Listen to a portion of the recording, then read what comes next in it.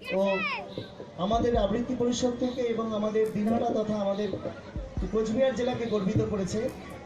শ্রী শ্রী স্বরূপানন্দ আশ্রমের যে অযাচক আশ্রম, তাদের সংগঠনের একটি সর্বভারতীয় স্তরের আবৃত্তি প্রতিযোগিতামূলক অনুষ্ঠান হয়। প্রথমে ব্লক লেভেলে, তারপরে ডিস্ট্রিক্ট লেভেলে, তারপর রাজ্য স্তরে হয়। রাজ্যে যারা ফার্স্ট হতে পারে তারা সর্বভারতীয় আবৃত্তি প্রতিযোগিতায় অংশগ্রহণ করে। সেখানে শুধু পশ্চিমবাংলা নয়, অন্য অন্য রাজ্যের ছেলে মেয়েদেরও অনুষ্ঠান সেখানে হয়। সব রাজ্যের যারা ফার্স্ট হয় তাদের নিয়ে একটি অনুষ্ঠান হয়।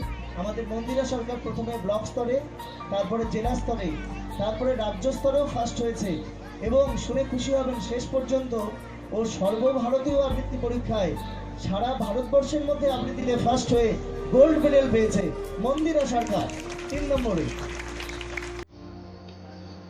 মন্দিরার কাছে অভিজ্ঞান চন্দ্র স্বর্ণপদ এবং 3000 টাকা চেক।